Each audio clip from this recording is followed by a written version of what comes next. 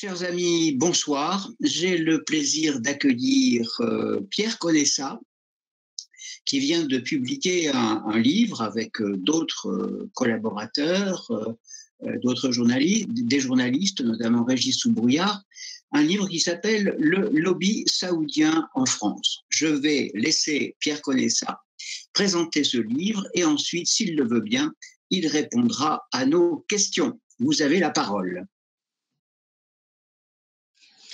Bien, merci beaucoup de cette invitation. Désolé que ce soit en distanciel, mais enfin, les conditions sont telles qu'on les connaît tous. On va faire avec. Alors, quelques mots sur ma carrière. Moi, j'ai une formation d'historien au départ. J'ai enseigné pendant 5 ans, puis ensuite j'ai passé l'ENA et puis j'ai fait différentes fonctions dans l'administration française. J'ai été juge administratif, j'ai travaillé à Matignon, j'ai été au ministère de la Défense à différentes fonctions, toutes sauf administratives. Et puis, il y a une dizaine d'années, j'ai dirigé une société d'intelligence économique avant de finalement prendre ma retraite. Et là, je vis une retraite active et heureuse de consultant et d'écrivain. Alors, l'axe principal, si vous voulez, de ma vie professionnelle et de mes sujets d'intérêt, c'est évidemment la géopolitique à cause de cette formation d'historien. Et puis, évidemment, parce que ma vie professionnelle m'a donné l'occasion de participer à la décision publique. Et c'est comme ça que je me suis rendu compte combien le travail d'historien était un travail de reconstitution du passé en disant les acteurs sont rationnels, ils ont lu les données, ils ont réfléchi et ils ont pris une décision dont on va vous donner la rationalité. Bon. Ce que j'ai vécu ne correspond aucunement à ces descriptions-là. Au contraire, d'ailleurs, parce que j'ai vu des fois des hommes politiques qui étaient beaucoup plus préoccupés par le fait qu'ils devaient rentrer dans leur circonscription le week-end. A fortiori depuis 1991, puisque avec la disparition de l'URSS, toute la matrice géopolitique stratégique sur laquelle on fonctionnait, c'est-à-dire l'Est-Ouest, la bipolarité, on ne pouvait pas négliger une crise où que ce soit dans la planète parce qu'elle pouvait être instrumentalisée par l'autre. Bon. Après 91, si vous voulez, la nouvelle décomposition du monde, c'est il y a des crises utiles et il y a des crises inutiles. Bon, et les crises inutiles, c'est des crises dans lesquelles on se massacre, où il n'y a pas d'intérêt stratégique, où finalement, on n'est pas obligé d'intervenir. Donc, ce qui évidemment m'intéresse, c'est qui fait ce choix. Vous savez, quand vous regardez un livre qui s'appelle Monde rebelle, qui fait un recensement exhaustif de tous les lieux de crise sur la planète, on en trouve à peu près 400, un peu plus de 400. Bon, et quand vous regardez les grands annuaires stratégiques, on vous en sélectionne une vingtaine, une trentaine. Bon. Comment se fait ce choix? C'est ça qui m'intéressait, c'est-à-dire comment fonctionne le complexe militaro-intellectuel, si vous voulez, qui est celui qui aujourd'hui va dire aux décideurs cette crise-là est importante, celle-là ne l'est pas. Et l'argumentaire, ça va être vous ne pouvez pas ne pas, des raisons humanitaires, des raisons de solidarité, des raisons de rapprochement culturel, ce que vous voulez, des questions religieuses. Enfin, donc c'est ça qui m'intéresse. Et là, je suis en train de faire un manuscrit sur ce qu'on justement j'ai appelé le complexe militaire intellectuel, parce que vous avez remarqué qu'il y a beaucoup plus de gens qui sont bellicistes que de militaires qui le sont. Les militaires, sachant ce que c'est que la guerre, si vous voulez, ils y vont avec prudence. Tandis que vous avez beaucoup d'intellectuels parisiens qui décident qu'il faut aller faire la guerre, mais ils n'y vont plus, si vous voulez. C'est plus la génération des Malraux et des Régis Debray. Bon. Donc, voilà. Ce qui fait que je me suis beaucoup intéressé sur les non-dits, si vous voulez, de ces analyses stratégiques. Et évidemment, le grand trou noir que j'ai trouvé le plus intéressant, c'est le problème de l'Arabie saoudite. Pourquoi l'Arabie saoudite? Ma foi, parce qu'on a rarement un pays qui cumule autant d'atteintes aux droits de l'homme, autant de violations du droit international, autant de maltraitance, si vous voulez, sur sa propre population, etc., qui, en fait, ne fait l'objet d'aucune campagne de dénonciation. Parce que finalement, aujourd'hui, si on fait un petit retour en arrière, il y avait 15 Saoudiens sur 19 terroristes dans les attentats du 11 septembre. Or, vous avez remarqué qu'on ne peut pas dire que ça a été une condamnation de l'Arabie saoudite. Bien au contraire, George Bush a classifié secret défense 28 pages du rapport du Congrès qui parlait explicitement des relations entre l'ambassade d'Arabie saoudite et les terroristes. D'autre part, les Saoudiens ont été le plus gros contingent qui se battait en Afghanistan contre les Russes. Et évidemment, à l'époque, on les appelait les Moudjahidines, les combattants de la liberté. Bon, en fait, on est très, très loin des combattants de la liberté. Mais enfin, ils étaient déjà le contingent le plus important parmi les combattants étrangers en Afghanistan. Évidemment, il y a l'affaire Khashoggi qui, tout à coup, a révélé brutalement, si vous voulez, la véritable nature de ce qu'est ce régime saoudien. Bon. Ce qui est intéressant dans l'affaire Khashoggi, je ne vais pas développer, mais c'est que c'est le 5e prince qui disparaît. Alors on se dit, mais tiens, c'est bizarre, pourquoi celui-là et pourquoi pas les 4 autres? Bon. Et on se dit, mais finalement, qui va s'intéresser à la disparition d'un prince saoudien qui vit à l'étranger, qui finalement disparaissent? Et ces gens-là ont une immense fortune, s'ils ont envie de disparaître. Bon. Donc, ce qui est intéressant, c'est que quand on reconstitue la biographie de ces gens, de ces princes disparus, on s'aperçoit qu'en fait, ils ont été traités comme Khashoggi, mais avec beaucoup plus d'habileté. C'est-à-dire qu'ils ont été en général exfiltrés vers l'Arabie Saoudite et ils sont quelque part en Arabie Saoudite. Pardon, ils sont quelque part en Arabie Saoudite et on ne sait pas où ils sont. Donc, vous voyez pourquoi j'insiste sur le regard qu'on porte sur ce pays. Et dernière caractéristique qui est extrêmement importante, ce sont les gens qui sont emprisonnés. Par exemple, Raif Badawi est un jeune blogueur saoudien qui avait demandé simplement la liberté de conscience. Bon, demander la liberté de conscience en Arabie Saoudite, ça vaut 10 ans de prison et 1000 coups de fouet. 1000 coups de fouet. Ça veut dire qu'on le sort régulièrement de sa prison pour lui infliger sa punition par 10 ou par 15, je ne sais plus. Bon, et il en a pour 10 ans. Or, vous remarquerez qu'effectivement, il n'y a pas une énorme mobilisation pour faire libérer ce type qui n'a strictement rien fait. Je ne reviens pas sur la situation de la jeune fille qui s'appelle Loujaina Latloul, qui simplement s'est permis de conduire en Arabie Saoudite avant que le roi ne n'autorise les femmes à conduire. Et elle a été condamnée à seulement 5 ans de prison. Et c'est sous la pression internationale qu'elle vient d'être libérée. Donc, si vous voulez, quand vous avez un pays qui a cette capacité, si vous voulez, à pratiquer ce qu'il veut sans être l'objet d'aucune critique, d'aucune. Regardez le cadre de l'affaire Khashoggi. Quand on regarde l'affaire Skripal, on s'aperçoit que tout le monde a voulu prendre des sanctions contre la Russie. Pour l'affaire Khashoggi, personne n'a pris de sanctions contre l'Arabie Saoudite. Donc, il y a un lobby, si vous voulez, qui fonctionne très très bien au point de finalement permettre, si vous voulez, que ce pays passe à travers les gouttes, quel que soit l'objet des horreurs qu'il peut pratiquer. Alors, en termes de lobby strictement parlé, le principal problème de l'Arabie Saoudite, c'est qu'elle n'a aucun intellectuel exportable sur les plateaux de télévision. C'est-à-dire qu'il n'y a pas un seul intellectuel saoudien qui viendrait défendre sur un plateau de télévision occidental ce régime. Les seuls intellectuels exportés par l'Arabie Saoudite sont des imams radicaux qu'on retrouve dans différents endroits et qui sont parfois parmi les comptes Twitter les plus consultés de la planète. C'est-à-dire qu'il y en a un qui a plus de followers que le président des États-Unis, par exemple, que Trump. Bon. Donc, si vous voulez, ce qu'on peut qualifier d'intellectuel saoudien, c'est l'imam radical qui va diffuser des messages sur la bonne interprétation de la charia version saoudienne, c'est-à-dire la version la plus stupide. Il y a un imam français qui m'a dit le salafisme, c'est-à-dire le wahhabisme, c'est la version la plus stupide, la plus raciste, la plus antisémite, la plus homophobe et la plus sectaire de l'islam. Et c'est vrai que quand on écoute les prédicateurs saoudiens, en général, c'est sans surprise, sauf par la créativité, si vous voulez, dans la dénonciation et dans la diabolisation des autres. Alors, donc le problème de l'Arabie Saoudite, c'est qu'elle n'a aucun intellectuel exportable. Et la deuxième caractéristique, c'est qu'elle n'a pas de diaspora à l'étranger. C'est-à-dire pas une communauté algérienne, vous avez une communauté algérienne, marocaine, mais il n'y a pas de communauté saoudienne, si vous voulez, à l'étranger.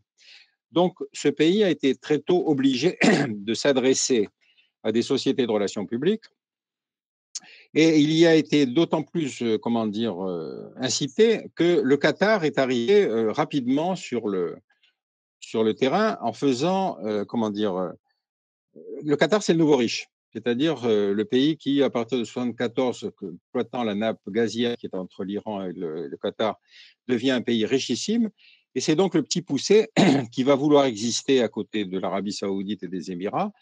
Et ils vont adopter la stratégie la diplomatie du carnet de chèques. Alors, la diplomatie du carnet de chèques, c'était très simple. Il suffisait d'aller à l'ambassade d'Arabie Saoudite, du Qatar, pardon, de dire combien vous aimiez le Qatar, et puis en général, vous repartiez avec un chèque.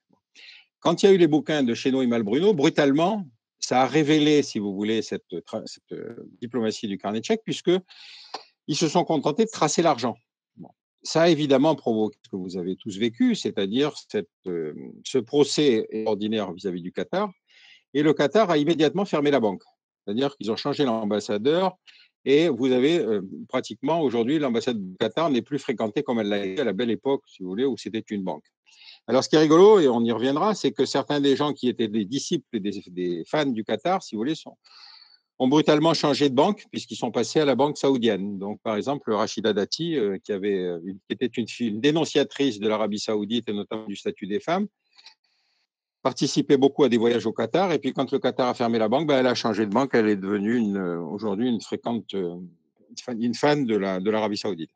Donc, si vous voulez, vous avez donc toute une population qu'il est extrêmement intéressante à suivre parce que vous vous rendez compte que, évidemment, ces pays n'ayant aucune des caractéristiques sociales que pouvaient avoir d'autres pays, c'est donc une caractéristique financière.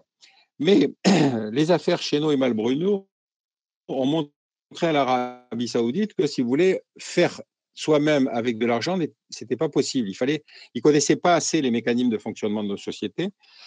Et donc, ils ont compris très vite qu'il fallait s'adresser à des sociétés de relations publiques. Ils y ont en particulier été aidés par le fait que quand il y a eu le 11 septembre, le 12 septembre, il y a une société américaine qui s'appelle Corvis qui est venue voir l'ambassade en disant, vous savez, vos affaires, ça va mal, hein, vous devriez vous préoccuper de vos relations publiques et on peut s'en occuper. Alors, Corvis est une société de relations publiques qui a la réputation de s'occuper que de dossiers pourris, de dictature, etc. Et ils ont donc convaincu l'ambassade d'Arabie saoudite qu'il fallait faire du lobbying, et ce lobbying a été essentiellement centré sur le Congrès, puisque c'était l'époque où le Congrès était en train de faire un rapport sur le 11 septembre, les défaillances du renseignement, etc. Et donc, Corvis a réussi au moins à obtenir ce fantastique résultat qui fait que les 28 pages du rapport du Congrès sur la responsabilité de l'ambassade saoudienne ont été classées secret défense par George Bush. Et finalement, elles n'ont été déclassifiées que par Barack Obama il y a environ 7-8 ans. Donc, ça vous prouve que, si vous voulez, il y a du savoir-faire. Et ce savoir-faire, les Saoudiens ont parfaitement compris qu'il fallait absolument passer par ces sociétés de relations publiques. Alors, comme c'est un pays qui n'a pas de problème d'argent, ils se sont adressés aux 5 plus grosses sociétés de relations publiques, c'est-à-dire les 3 américaines qui sont Interpublic, Omnicom et WPP, et beaucoup plus intéressant, les 2 françaises, Publicis et Havas. Alors, chacun, si vous voulez, ayant construit autour de lui une arborescence de sous-traitance, de filiales, etc., de façon à ce que tout individu approché pour le cas de l'Arabie saoudite puisse identifier que le commanditaire serait l'Arabie saoudite. Donc, si vous êtes invité en Arabie saoudite, ce sera par une société de développement des amitiés franco-saoudiennes, machin, ce que vous voulez. Mais le but étant de constituer un cache-sexe, si vous voulez, pour dire, oui, on est donc en Arabie saoudite, mais ce n'est pas le régime saoudien qui nous invite. Donc aujourd'hui, vous avez une espèce de myriade de petites sociétés, cabinets d'avocats, sociétés de conseil, etc., qui travaillent en sous-traitance. Et évidemment, ce sont ces sociétés-là qui apparaissent en premier rang. Rarement l'invitation est lancée par Publicis. Pour ce qui concerne cette société Corvis, extraordinaire société donc, qui avait compris dès le 12 septembre qu'il y avait un énorme contrat à décrocher, cette société a été rachetée par Publicis en 2012. Vous voyez l'intérêt de racheter Corvis, c'est qu'on ne va pas dire que c'est Publicis, on va dire que c'est Corvis. Et Corvis est le représentant de l'Arabie saoudite, par exemple, à Bruxelles aujourd'hui. Donc, vous avez effectivement tout cette espèce de système de fauné, si vous voulez, pour que l'influence, le système de lobby saoudien puisse fonctionner. Alors, c'est un lobby d'influence, c'est-à-dire il est sociologiquement ciblé. Le but n'est pas de convaincre l'opinion publique, les Saoudiens s'en foutent de ce que pensent les Français de l'Arabie saoudite. Par contre, ce qu'ils veulent, c'est empêcher qu'on critique l'Arabie saoudite. Et pour ça, il y a 3 cibles qui sont des cibles prioritaires. La première cible, ce sont les décideurs politiques. Alors, les décideurs politiques, la bonne manière de les faire taire, ou en tout cas de les inviter, puis qu'ensuite ils repartent contents, c'est la lettre d'intention. C'est-à-dire, quand Valls va en Arabie saoudite, on signe une lettre d'intention pour négocier sur 10 milliards de contrats d'armement. Ça ne veut pas dire qu'on a signé 10 milliards, ça veut dire qu'on s'engage à négocier pour un montant de 10 milliards. Quand c'est Trump qui y va, la lettre d'intention, c'est 110 milliards. Et encore une fois, après ça, il n'y a pas eu de contrat. Mais ça permet à l'homme politique de rentrer en France en disant, voyez, moi ça avance, ce pays est un gros client, etc. Bon. Alors c'est vrai que c'est un gros client. L'Arabie saoudite, c'est évident que c'est un énorme client. C'est le premier client de l'industrie d'armement française depuis pratiquement 30 ans, en moyenne lycée. Donc c'est un pays dans lequel on a rarement un homme politique qui rentre et qui critique, si vous voulez. Il n'y a pas l'équivalent de Gide de retour de Russie. Bon. Deuxième cible, ce sont les hommes d'affaires. Alors, les hommes d'affaires, là, cette technique est assez simple. On les invite au Davos du désert, vous savez. Donc, c'est ce concept qui a été transposé en Arabie Saoudite par l'organisateur du Davos, hein. Et donc, les invitations d'hommes d'affaires au Davos du désert, en général, sont associées avec des contacts avec des conseillers princiers, avec une participation de Mohamed Ben Salman, etc. Et donc, tous ces hommes politiques, tous ces hommes d'affaires qui rentrent se disent de toute façon. Alors, vous avez par exemple un projet phare saoudien qui a été annoncé il y a 2-3 ans, qui s'appelle NEOM. NEOM, ça doit être la cité du futur. La cité du futur avec des livraisons par drone, avec des hauts débits partout, etc. L'investissement est aux alentours de 1000 milliards de dollars. Bon, quand vous sortez d'un pays dans lequel on vous annonce un projet à 1000 milliards de dollars, vous vous dites, je vais effectivement peut-être attendre de savoir qu'est-ce que je peux découper dans tout ça, mais même si j'en gratte 0,01%, je suis riche. Donc, vous êtes un homme d'affaires, vous ne rentrez pas en disant, c'est un faux projet. Or, on s'aperçoit que les différents rois qui se sont succédés, et c'est également le cas pour Mohamed Ben Salman, annoncent toujours une tech city, une cité de haute technologie qui allait transformer l'économie pétrolière saoudienne, fournir du travail saoudien et puis permettre d'implanter des centres de haute technologie avec des startups, etc. Bon. C'est donc le 5e ou 6e projet que j'ai entendu parler. Et le précédent, ça doit être le roi Fahd. Il avait une espèce de pareil de Tech City. Bon, aujourd'hui, dans le centre de Riyad, l'immeuble est vide. Bon. Pourquoi? Pour une raison assez simple, c'est que d'abord, il n'y a pas de code du commerce en Arabie Saoudite, c'est la charia. Vous n'allez pas convaincre un homme d'affaires d'investir en Arabie Saoudite s'il sait qu'il doit passer. D'abord, il doit avoir un sponsor, il doit avoir un Saoudien qui doit prendre 51% de l'investissement sans lui mettre un sou de sa poche, hein. Ça veut dire 51% de l'argent que vous investissez va partir dans la poche d'un Saoudien qui vous garantit théoriquement que vous pouvez travailler. Bon. La deuxième caractéristique, c'est que si vous êtes une PME de technologie et que vous savez que le code du commerce, c'est la charia, vous vous y lancez peu parce que vous dites, je vais me retrouver si j'ai un contentieux quelconque, je vais me retrouver devant une cour religieuse, cour de justice religieuse, bref. Donc, aucun des projets qui n'a jamais fonctionné. Jamais. On peut toujours dire que mettre au boulot les Saoudiens, c'est quand même une performance auquel personne n'a réussi à les plier, puisque c'est une économie rentière depuis pratiquement 30 ans. Donc, tous les Saoudiens ont tous touché l'électricité gratuite, l'enseignement gratuit, les bourses à l'étranger, etc. Et donc, tout à coup, faire de cette économie rentière une économie productiviste, c'est un défi sociologique important. Donc, les hommes d'affaires en reviennent en se disant, bon, après tout, si celui-là marche, il faut quand même essayer d'y participer. Troisième cible, si vous voulez, après les hommes politiques, les hommes d'affaires, ce sont les élites de la communauté musulmane à l'étranger. Ces élites de la communauté musulmane à l'étranger, c'est-à-dire en gros les gens, par exemple, du Conseil français du culte musulman, des gens comme ça, la grande clé, si vous voulez, de discipline pour les Saoudiens, c'est le pèlerinage. C'est-à-dire que vous remarquerez qu'au CFCM, vous avez pas mal de gens qui ont des agences de voyage, et ces agences de voyage, le produit phare, c'est le pèlerinage. C'est-à-dire, on vous organise le pèlerinage, tout frais compris, etc., etc. Donc, quand l'Arabie Saoudite, ah ben non, cette année, il va y avoir moins de visas parce qu'il y a des contingents qui ont demandé plus, etc., ça veut dire que les gens se disent, si jamais je critique l'Arabie Saoudite, je serai le premier sanctionné en matière de visa, donc je perds mon produit phare. Et donc, vous avez effectivement, remarquerez que le CFC n'a jamais fait un communiqué sur, par exemple, la guerre au Yémen. Rien. Pourtant, c'est une guerre entre musulmans, mais il n'y a même pas de ce genre de choses. Donc, ça, c'est si vous voulez, le volet relations publiques internationales. Et évidemment, ce lobby saoudien en France est porté par cette entreprise extraordinaire qui est, si je ne m'abuse, à 35% la propriété de Madame Badinter, bon, et qui, en fait, vous l'avez remarqué, défend les femmes partout sur la planète, sauf en Arabie Saoudite. Donc, si vous voulez, c'est pas grave qu'il y ait un conflit d'intérêts, mais enfin, en tout cas, à chaque fois qu'on lui pose la question, elle répond en disant, mais de toute façon, moi, je n'irai jamais en Arabie Saoudite, donc je n'aurai pas à porter le voile, donc si, donc si, donc ça. Mais enfin, ça n'empêche que sa boîte, évidemment, fonctionne, et en particulier par son intermédiaire Corvis, essentiellement à convaincre des bienfaits de l'Arabie Saoudite. Alors, autre aspect, si vous voulez, qu'il faut bien comprendre en matière de communication internationale, c'est que Mohamed Ben Salman, dans un premier temps, a essayé de contrôler la presse arabophone en investissant dans des grands médias en Égypte, etc.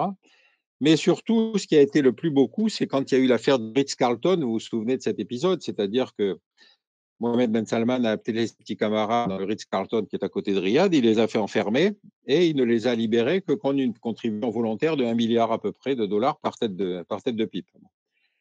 Il y en a quand même un qui est mort sous la torture, hein. Il y en a même deux, je crois, qui sont. Un qui est mort sous la torture et un deuxième qui est sorti en très mauvais état. Mais toujours est-il qu'il a récupéré une somme absolument extraordinaire et tout à coup, ça devient le monsieur propre de l'Arabie Saoudite puisqu'il fait rendre gorge à des familles princières sur l'argent dont ils ont détourné sur des multiples contrats, si vous voulez, qui ont été signés par l'Arabie Saoudite. Mais en particulier, certains de ces, comment dire, de ces invités choyés ont payé leurs dettes en actifs, c'est-à-dire n'ayant pas l'argent liquide sur eux. Vous avez eu par exemple le groupe Middle East Broadcast Corporation, MBC, et la chaîne Al Arabiya, qui sont ainsi passés d'une propriété privée à la poche de Mohamed Ben Salman. C'est-à-dire qu'il a contrôlé une grande partie des groupes de presse saoudiens par l'intermédiaire, encore une fois gratuitement, par l'intermédiaire de cette opération au Ritz-Carlton. Alors,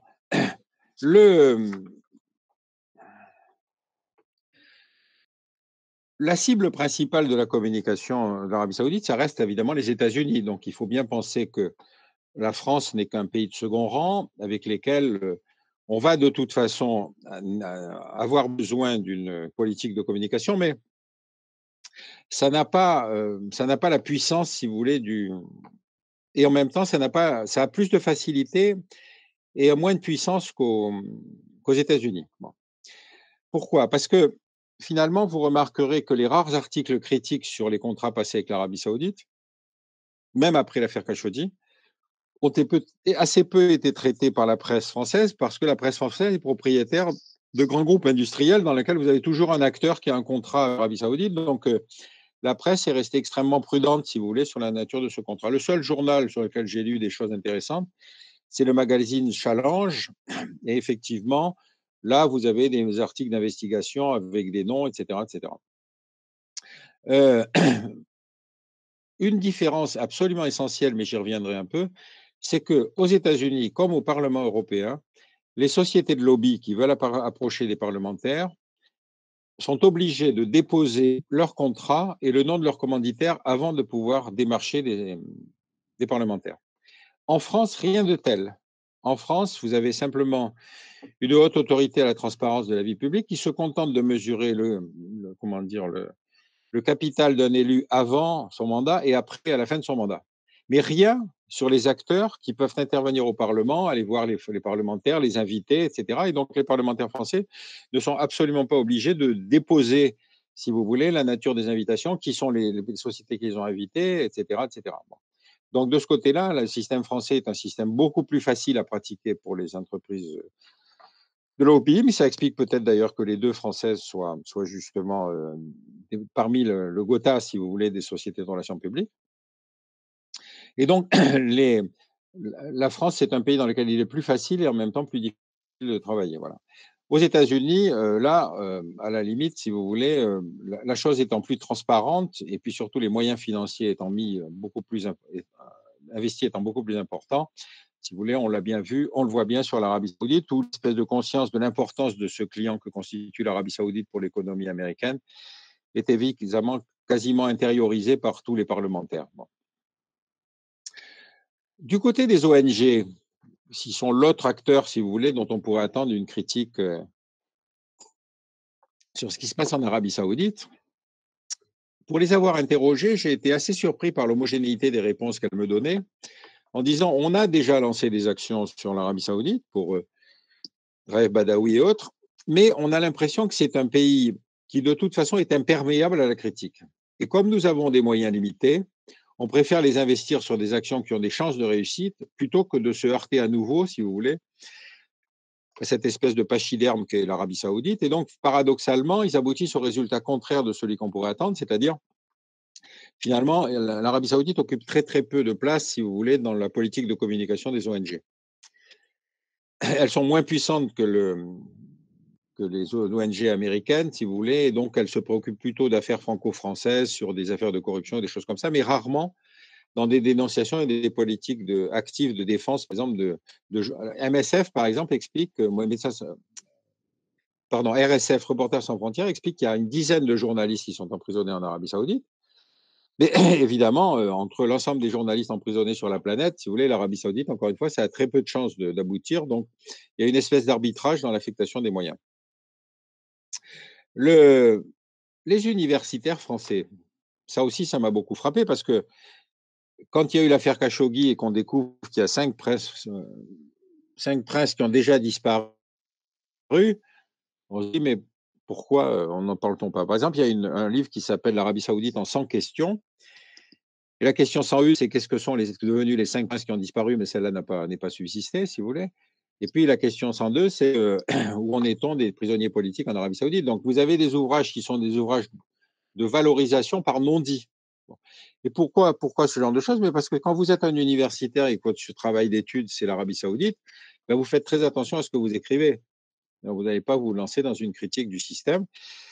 Le seul, le seul homme universitaire que je trouve bien sur ce domaine-là, c'est un type qui s'appelle Nabil Mouline, mais il est en poste au Maroc, à l'ambassade de France, et qui écrit des choses très intéressantes sur les hiérarchies religieuses, sur les princes, etc. Mais sinon, sur le terrain français, vous avez beaucoup de prudence dès que ça touche à l'Arabie Saoudite. Donc, pour terminer sur le lobby français, si vous voulez, le ventre mou, évidemment, de l'action d'influence des Saoudiens, c'est le Parlement. C'est-à-dire qu'effectivement, la possibilité d'inviter en Arabie Saoudite des gens qui vont pouvoir approcher un prince régnant, éventuellement Mohamed Ben Salman, etc., donne toujours le sentiment que le parlementaire fait un travail de diplomatie française, alors qu'en fait, il est lui-même instrumentalisé, si vous voulez, par une politique de communication, et ils reviennent rarement en ayant une. Il y a eu quelques critiques qui ont été exprimées par des parlementaires qui avaient été invités en disant, mais par exemple, il y a eu une mission qui est absolument scandaleuse, qui a été composée de sénateurs français qui est allé au Yémen, mais en arrivant par les Émirats arabes unis, c'est-à-dire qu'ils sont arrivés par la partie tenue par la coalition émiro-saoudienne, et on leur a prétendu qu'ils allaient visiter le Yémen. Donc, ils présentaient leur mission comme un témoignage, mais ils sont restés dans la partie où, évidemment, on n'est pas bombardé par l'aviation saoudienne, puisque c'est la partie tenue par les Émiriens. Donc, si vous voulez revenir en disant qu'ils étaient allés au Yémen, oui, c'est comme si vous disiez, je suis allé en Algérie en restant sur Bab el-Oued. C'est à peu près la même chose, c'est-à-dire quelque chose qui est complètement dénué, si vous voulez, d'appréciation critique. Mais ça pèse dans un débat, c'est-à-dire des parlementaires qui rentrent de mission au Yémen donnent le sentiment qu'ils ont effectivement fait un travail d'investigation critique, ce qui n'est pas du tout le cas. Donc, le choc récent, évidemment, c'est l'affaire Khashoggi, c'est-à-dire, vous vous souvenez des circonstances, ça s'est passé dans un consulat saoudien à l'étranger. Ce consulat avait été totalement sonorisé par les services de renseignement turcs. Et donc, Erdogan a parfaitement géré la crise puisqu'il a diffusé par petits morceaux, si vous voulez, les informations en piégeant finalement le système saoudien, puisqu'à chaque fois que les Saoudiens niaient soit que Khashoggi était effectivement ressorti, à ce moment-là, Erdogan sortait les images montrant que le commando embarqué dans un van, mais que Khashoggi n'y était pas. Quand il disait qu'il était parti ailleurs, il déposait il montrait la plainte de sa femme, puisque c'était sa future femme qui l'accompagnait au consulat, etc., etc. Donc, ils ont totalement piégé le système saoudien, ce qui les a donc obligés à reconnaître effectivement que c'était des agents, une équipe d'agents saoudiens qui avaient enlevé Khashoggi, qui l'avaient torturé et qui finalement l'avaient dépecé. Bon. Donc, qu'est-ce qui s'est passé dans ce système de lobby international en faveur de l'Arabie saoudite? Ça a été un séisme de magnitude 5, mais qui justement n'a pas eu de réplique. C'est-à-dire, très peu des sociétés du lobby saoudien à l'étranger ont annulé leur contrat. Très peu. Il y a eu quelques entreprises américaines, le groupe Arbor en particulier, qui a rompu ses relations avec l'Arabie saoudite. Mais tous les autres, y compris les 2 entreprises françaises, avaient leur contrat avec l'Arabie saoudite. L'argumentaire de Havas pour maintenir les liens, c'est de dire, mais nous essayons de faire comprendre aux Saoudiens qu'ils doivent se transformer. Bon, on va toujours s'y essayer, mais enfin, l'argumentaire est un peu faible, si vous voulez, quand on a un client de cette nature. Alors, effectivement, ils y sont en partie arrivés, puisque vous avez vu que Mohamed Ben Salman vient d'autoriser les femmes à pouvoir vivre seules, pratiquement. Bon, ce qui est quand même une révolution copernicienne pour ce pays, Mais encore une fois, c'est une révolution d'annonce, c'est-à-dire qu'on ne sait pas comment la hiérarchie religieuse, qui tient les tribunaux, les écoles, les librairies, etc., va réagir devant ce genre de comportement d'une femme qui voudra vivre seule. Mais disons que le séisme a eu quelques répliques positives, mais pratiquement personne n'a quitté le navire. Le, le, vous remarquerez que, par exemple, il y a eu 3 séries d'études qui ont été faites sur le lobby des pays du Golfe en France. Il y avait donc les bouquins de Chesneau et Malbruno sur le Qatar. Il y a le mien sur l'Arabie Saoudite, puis il y a un bouquin qui vient de sortir sur les Émirats Arabes Unis. Bon. Donc, on sait parfaitement que, si vous voulez, ces pays savent qu'en France, il faut faire du lobby pour maintenir les bonnes relations, pouvoir garantir que les ventes d'armes se poursuivront, que les gros contrats pourront se réaliser, etc., etc. Mais évidemment, avec les 2 acteurs que constituent Havas et Publicis, on a peu de chance, si vous voulez, que le débat critique puisse s'installer sur le type de relation qu'on doit avoir avec l'Arabie Saoudite, d'autant que, comme je vous le disais, à la différence de ce qui se passe aux États-Unis avec ce qu'ils appellent le Foreign Agents Registration Act, le FARA, qui oblige toutes les agences mandatées par l'étranger à déposer leur statut, leur contrat et désigner leur commanditaire, vous n'avez rien de tel en France. Donc,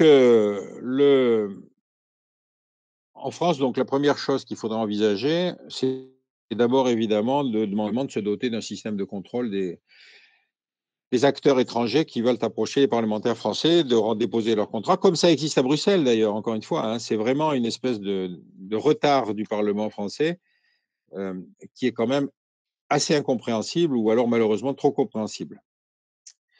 Pour ce qui concerne l'information sur l'Arabie Saoudite, vous avez eu plusieurs fois des reportages de la BBC justement sur la vie quotidienne en Arabie Saoudite, avec des décapitations publiques, avec des femmes giflées, frappées au bâton dans la rue parce qu'elles n'étaient pas voilées correctement, enfin des choses comme ça, des destructions d'instruments de musique, d'enfants frappés, etc. Et si vous voulez, ça est passé sur la BBC, il n'y a jamais eu de tel, si vous voulez, télévision française. De la même façon, il y a un documentaire de la BBC sur les princes saoudiens disparus, les 5 dont je vous parlais. Pareil, il ne s'est rien passé de tel sur la télévision française. Donc,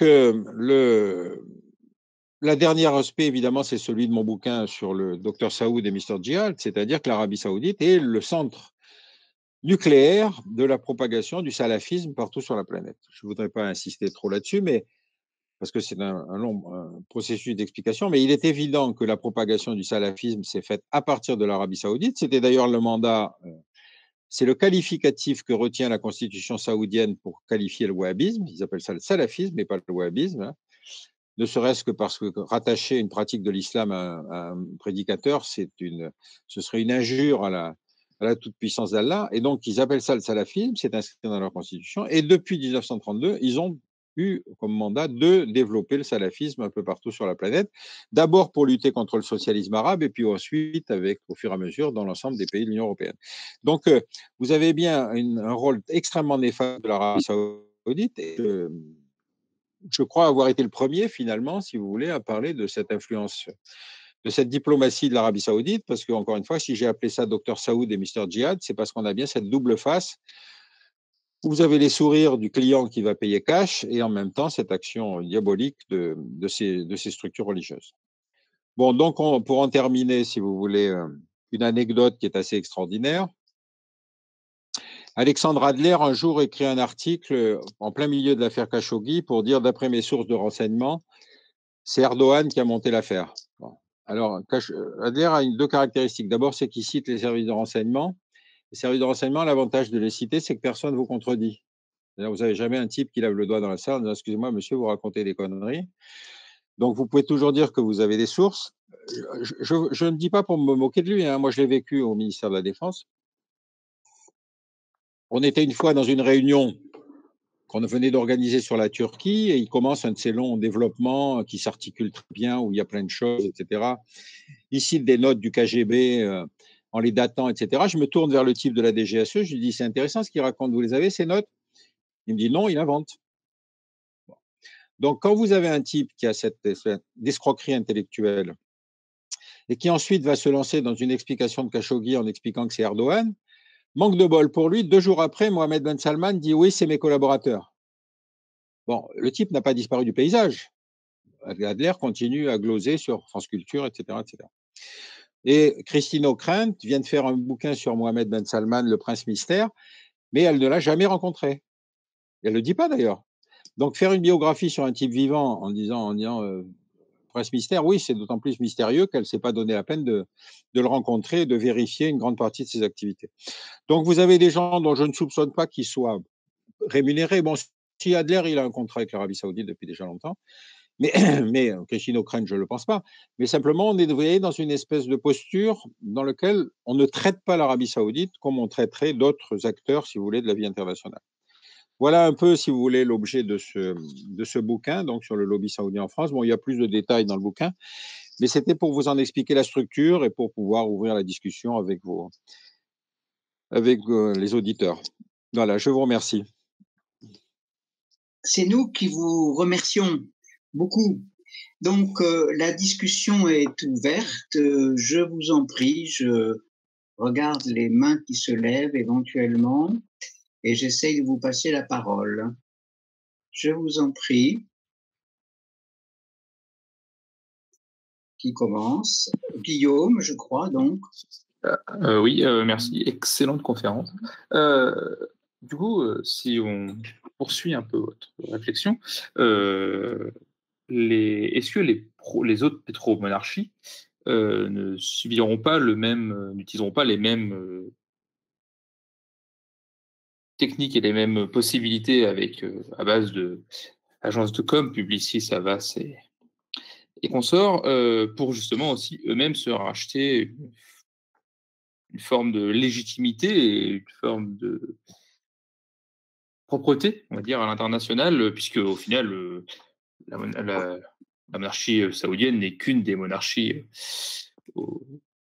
connues pour sa barbarie et sa monstruosité. L'Arabie saoudite est juste peut-être pire que les autres, mais, mais bon, il ne faut pas vraiment dire que les Émirats arabes unis ou le Qatar soient connus pour leur grande ouverture d'esprit. Est-ce que justement, ces pétromonarchies ne subiront pas, n'iront pas au bout, c'est-à-dire et utiliseront aussi les mêmes possibilités pour aussi peut-être avoir moins d'envergure dans le sens où ils sont probablement moins puissants, mais tout simplement devenir viables. Vous avez raison. Moi, j'ai proposé à un certain de think tank d'organiser quelque chose qui soit cette espèce de travail de bilan dont vous parlez, c'est-à-dire finalement comment s'organisent les actions de lobbying de ces Émirats en France. Cela dit, il est évident que l'Arabie saoudite, d'abord, c'est le gros client, et puis en plus, c'est celui qui a le plus gros handicap. C'est-à-dire qu'effectivement, cocher autant de cases atteintes aux droits de l'homme, si vous voulez, c'est une caractéristique de l'Arabie saoudite. Deuxième caractéristique, c'est le pays qui a une action qui soit politique et religieuse n'est pas n'importe comment, salafiste. Les autres aussi ont cette action. Le Qatar soutient les frères musulmans, mais il faut bien reconnaître les frères musulmans sont plutôt, des gens qui, tout en ayant un projet de société que nous refusons complètement, ne sont pas, pour le moment en tout cas, versés dans le terrorisme, ce qui n'est pas le cas des salafistes. Donc l'Arabie saoudite, comme le pays a cette double légitimité, c'est-à-dire, vous avez dit la légitimité monarchique, les Saouds, mais les Saouds n'appartiennent pas à la tribu du prophète. Et donc, ils n'ont pas cette légitimité qu'a par exemple le roi du Maroc ou le roi de Jordanie. Bon. Et ils ont donc besoin de la hiérarchie religieuse wahhabite pour se consolider aussi à l'intérieur qu'à l'extérieur. Et donc, c'est ça qui fait la caractéristique de l'action de lobbying saoudien, c'est qu'il y a une action de façade et puis une action secrète avec notamment tous les financements, l'envoi de prédicateurs, etc., etc. C'est moins vrai pour le Qatar, d'abord qui est beaucoup plus petit, qui a des moyens financiers importants, mais qui humainement beaucoup moins, et puis les Émirats qui sont plus intelligents, si vous voulez, dans le dispositif. Les Émirats arabes unis sont une fédération qui a été constituée par Zayed, le grand-père, qui était un admirateur de De Gaulle, c'est-à-dire qu'il c'est lui le premier qui va acheter des armes françaises en se disant mais le seul moyen de ne dépendre ni de l'Arabie saoudite ni des États-Unis, c'est d'acheter français. Donc il y a une très vieille relation entre les Émirats et l'Arabie saoudite. Je connais peu de tentatives d'ingérence, si vous voulez, des Émiriens dans la vie politique française, parce que la relation est assez détendue et finalement, comment dire, assez fluide. Donc, le véritable, ce que vous avez raison de le dire, parce que de toute façon, il faudrait aussi faire cette espèce de biopsie de l'action émirienne en France. Mais encore une fois, c'est plutôt la rivalité Qatar-Arabie Saoudite qui est la plus intéressante. Donc, voilà, je pense qu'il faudrait effectivement l'organiser. J'en parlais à quelques amis, on va voir, on va essayer de faire quelque chose, mais évidemment, tout ça pas en distanciel. Moi, j'en peux plus du distanciel. Donc, dès que les choses redeviennent normales, je pense qu'on pourra mettre ça sur pied. Très bien, merci. Merci beaucoup. Je crois que Dominique a demandé la parole. Ton micro, Dominique, s'il te plaît. Oui, merci. Je vous lis depuis très longtemps. Je me suis pas présenté. J'ai fait toute ma carrière dans la diplomatie française et j'ai été en poste en Arabie Saoudite pendant une petite année en 93-94. Ma question est ma première question, disons, il y en aurait beaucoup, mais ma première question, c'est l'influence que peut avoir l'Arabie Saoudite chez nos propres musulmans, les musulmans français.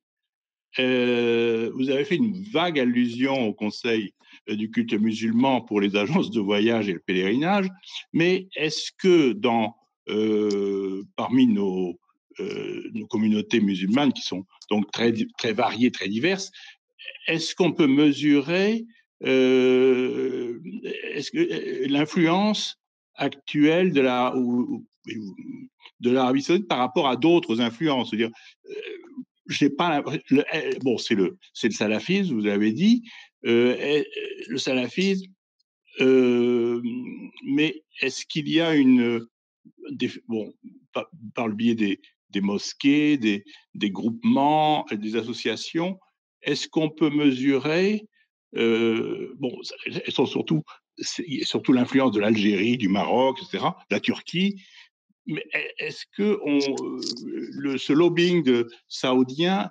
est mesurable parmi les musulmans de France? Voilà.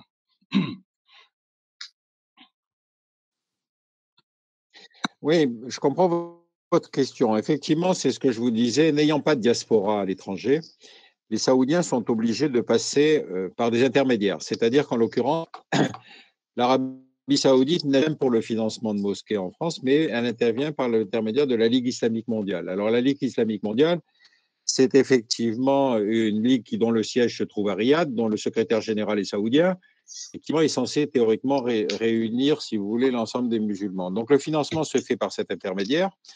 Et effectivement, un certain nombre de mosquées qui ont été construites en France sont financées par la Ligue islamique mondiale, mais ça ne trompe personne. En général, le financement est associé à la production d'un imam, qui va être évidemment envoyé par l'Arabie saoudite. Alors, l'autre aspect qu'il faut comprendre dans le système saoudien, c'est ce que j'ai développé en Dr Saoud, c'est que l'Arabie saoudite, dans un premier temps, a conçu sa diplomatie religieuse comment dire, en miroir du socialisme arabe, et en particulier de Nasser, qui était le grand leader du monde arabe de l'époque. Bon, Nasser, c'était le socialisme arabe, et les Saoudiens essayaient de faire en miroir de ce que fait Nasser des structures musulmanes exclusives. Par exemple, quand Nasser crée la Ligue arabe, les Saoudiens vont créer la Ligue islamique mondiale. L'université Al-Azhar va avoir comme pendant l'université islamique de Médine. Et donc, vous allez avoir proximement se constituer une entité pan-islamiste pour résister au panarabisme, qui donc, la diplomatie religieuse de l'Arabie saoudite va donc être d'abord tournée contre le reste du monde arabe, en tout cas contre ce socialisme arabe, et qui évidemment, rappelez-vous, à un certain moment, cumulait l'Algérie, la Libye. Mais à partir du moment où l'Arabie saoudite a constitué sa structure, à l'époque de Nasser, un jeune qui voulait faire des études coraniques, la grande université, c'était Al-Azhar, l'université Al-Azhar. Bon. Mais aller en Égypte, si vous voulez, il fallait se débrouiller, il fallait se trouver de l'argent, il fallait se trouver une chambre, etc. Tandis que l'université islamique de Médine proposait des bourses avec des transports gratuits et évidemment, vous alliez entendre des discours de salafistes pur jus. On a estimé que l'université islamique de Médine avait formé à peu près 30 000 cadres salafistes, donc qui ont été obligés ensuite de retourner dans leur pays d'origine. Il n'était pas question de demander la nationalité saoudienne, il ne faut pas mélanger les torchons et les rillettes.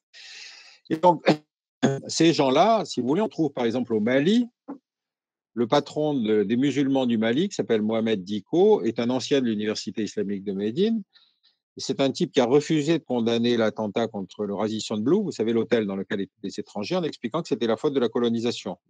Donc, c'est comme ça que le salafisme a progressé à peu près, notamment dans toute l'Afrique, on voit dans l'Afrique sahélienne et puis évidemment dans l'Afrique centrale.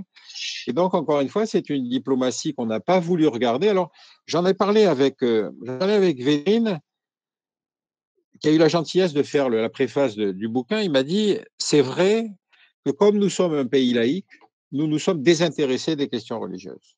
Pour nous, les questions religieuses étaient des questions secondaires et qu'on n'a pas regardé ce qui était même en Algérie, vous voulez, où pourtant on allait avoir 10 ans de guerre civile terrible à cause de cette influence du salafisme. Donc, on a nommé entre-temps un spécialiste des questions religieuses, etc., etc. Mais enfin, si vous voulez, on a un passif assez important en matière de suivi des questions religieuses au Quai d'Orsay. Évidemment, le grand bénéficiaire de ça, ça a été l'Arabie Saoudite et le Qatar d'ailleurs, et les frères musulmans, etc. Non. Donc, ceci pour dire que oui. Je m'inscris en faux. Je veux nuancer en tout cas ce que vous venez de dire. C'est pas vrai du tout parce que moi, depuis 40 ans, en 40 ans de carrière, surtout à travers l'Afrique, nous nous sommes toujours très intéressés de très près à l'islam. Et le Quai d'Orsay a produit d'excellentes études, des dossiers, des études régulières par voie de télégramme sur la situation de l'islam dans votre pays de résidence, etc. On en a eu régulièrement. Moi-même, dans chaque pays, j'ai travaillé dans beaucoup de pays, majorité musulmane en Afrique, que ce soit la Tanzanie au départ de ma carrière, le Burkina Faso, la Côte d'Ivoire. Nous avons j'ai toujours été, c'était à la fois sur instruction, mais également par nécessité professionnelle. J'ai toujours été très proche des organisations islamiques nationales. Je ne comprends pas que notre ministre Védrine dise ça parce que s'il y a quelqu'un qui au Quai d'Orsay, non, c'est faux. Justement, c'est d'ailleurs une question que j'allais vous poser, justement, parce que vous avez parlé du complexe militaro-intellectuel, mais c'est vrai. Mais où est-ce que vous situiez justement le Quai d'Orsay dans cette discussion sur cette préparation de la décision dans les cercles de décision français? Je pense que à chaque fois, il y a un certain nombre de diplomates, en tout cas, on passe d'ailleurs, nous passions, le Quai d'Orsay passe toujours pour d'avoir un biais, ou un bias en anglais, plutôt un préjugé pro-arabe. On est supposé être en faveur toujours des thèses des pays musulmans. On est accusé de ça, en tout cas. Non, je crois que non. On est d'accord. Le fait que des agents de terrain, que ce soit ambassadeurs, des conseillers culturels, etc., fassent ce travail d'analyse, c'est une chose. La question, c'est qu'est-ce qui arrive sur le bureau du ministre. Bon. Très bien que le système français est hiérarchisé et que surtout vous avez autour du ministre, chose qui n'existe pas dans certains pays anglo-saxons, vous avez un cabinet. Et donc, vous avez toujours des gens qui filtrent pour arriver à dire au ministre, non, mais vous avez raison, monsieur le ministre, quelle bonne idée, monsieur le ministre, etc., etc. C'est un phénomène de cours, hein, c'est pas spécifique à la République. Bon. Bon, alors, pourquoi Non, encore une fois, je suis non, d'accord. excusez, parce que Les les gens connaissent Arabisans, parfaitement leur terrain. Attendez, non, attendez, je termine sur un épisode que j'ai vécu. Quand j'ai sorti le bouquin de Saoud, le Quai d'Orsay, par l'intermédiaire du CAP, du Centre d'analyse et de prévision, a fait une critique incendiaire de mon bouquin. Et à qui l'avait-elle confié? Elle l'avait confié à un type qui s'appelle Louis Blin, qui était le représentant de la France à l'Organisation de la coopération islamique. Bon, vous voyez que c'était l'individu le plus objectif qu'on pouvait trouver. Et donc, il a purement détruit mon bouquin en expliquant coudophobe. Bon, moi, j'ai essayé de lui faire coudophile qui me paraissait un problème, mais visiblement, il n'avait pas le cas. Depuis, le type a disparu parce que tout ce que j'ai entendu sur lui, c'est que le type était revenu d'Arabie Saoudite, totalement convaincu qu'il était le défenseur de l'Arabie Saoudite. Donc, bien à l'intérieur du Quai d'Orsay, des gens qui participent à ce complexe militaro-intellectuel et qui sont prêts parfois à écrire des horreurs sur des choses qu'ils ne connaissent pas parce qu'ils ne l'ont pas travaillé comme moi. Mais comme on a eu d'ailleurs des compagnons de route, rappelez-vous, à l'époque du communisme, des gens qui étaient prêts à nier ce qui était une évidence. Donc, encore une fois, structure ni les gens que je critique. Je critique la politique, si vous voulez, qui fait qu'à un moment, le politique doit arbitrer entre des intérêts économiques, des intérêts politiques, des intérêts de sécurité, etc., qui fait que vous êtes encore une fois dans qui a beau dépecer en morceaux un de ses opposants politiques et reconnaître sa responsabilité, et contre lequel on ne prendra aucun. Voilà, après, moi, j'arrête là, ma décision, je ne sais pas. Encore une fois, ce n'est pas une critique de la structure, c'est une critique du résultat. Et le résultat, c'est cette espèce de compromission qui fait que finalement, on préfère fermer les yeux. non, il ne faut pas ramener tout. Je vous citerai, vous avez cité un nom, j'en citerai un autre que j'ai bien connu, auquel j'ai beaucoup travaillé et que j'ai beaucoup d'estime, c'est Jean-Claude Couserand. Vous ne pouvez pas dire que Jean-Claude Couserand n'était pas influent, il était même au cabinet, comme vous parlez des cabinets, les cabinets ont souvent été, moi enfin, je connais beaucoup d'arabisans dans les cabinets ministériels, du Quai d'Orsay, je veux dire, successifs. Eh ben, monsieur connaît bien Jean-Claude Couserand. Qu'est-ce que vous voulez prouver par là? Est-ce que c'est un homme honnête? Mais c'est un homme qui doit aussi gérer sa carrière. Alors, si à un moment on sait qu'il est fondamentalement critique à l'égard de l'Arabie Saoudite, ben, il ne sera pas affecté en Arabie Saoudite, on l'enverra en Amérique latine. Donc, non, vous avez raison. Et vous avez raison et j'ai raison. C'est ça là, qui est terrible. Nous avons tous encore une fois, on n'est pas dans la position des Américains. On n'est pas dans la position des Américains. Non, je signalais, je citerai un autre cas. Donc j'étais, je vous le rappelle, je l'ai dit à l'ambassade de Riyad en 93-94 avec un ambassadeur que vous avez dû connaître, qui est Bressot. Et Bressot est le seul qui a écrit un livre, d'ailleurs sous un pseudonyme, après son ambassade à Riyad. Ah oui, d'accord, ok, très bien. Très critique sur. Bien sûr, oui, vous avez raison. Hein, bon, parce que nous avions vécu un épisode. Saoudite, oui, un épisode absolument dramatique et tragique qui était la visite de Balladur en janvier 1994, si je me souviens bien. De Balladur avec Juppé, Léotard, etc., Longuet, je crois aussi, sur la recommandation en dehors de l'ambassade, bien sûr, par un contact direct de son chef de cabinet, Nicolas Bazir, et qui ensuite a dû faire de la prison, je crois, et qui donc, à la suite de tout ça, l'ambassadeur Bressot, qui n'y était pour rien, évidemment, dans ce fiasco, a été relevé, renvoyé, moi aussi d'ailleurs. Et donc, il a écrit ce livre, mais il avait une autre version, encore plus dure. Comme vous parliez des perspectives de carrière, on lui a quand même retrouvé un poste, bon, pas très reluisant, qui était le poste, enfin, c'était intéressant pour lui parce qu'il ne voulait plus rien faire, mais Bressot était le meilleur arabisant du Quai à l'époque. Il a d'ailleurs été né à Tunis, je crois. Il vient de un excellent homme. Bon, c'était arrivé. La même chose était arrivée en Arabie Saoudite avec un ambassadeur américain que j'ai bien connu aussi, qui a été relevé aussi de ses fonctions. C'est Youm Horan. Je ne sais pas si ça vous dit quelque chose. Horan, Horan, qui a ensuite été non, non, le cas de Bresso est très caractéristique. Voilà. Et Horan a été le roi d'Arabie Saoudite a demandé très rapidement son renvoi parce que il s'exprimait mieux en arabe que lui et il connaissait mieux les finesses du monde arabe que lui parce qu'il avait eu, je crois, son père. Il y a un excellent livre il y a aussi une tradition d'arabistes, the Arabists, une tradition donc d'arabisants américains. Qui était une excellente école aussi, et donc ça n'a pas plu.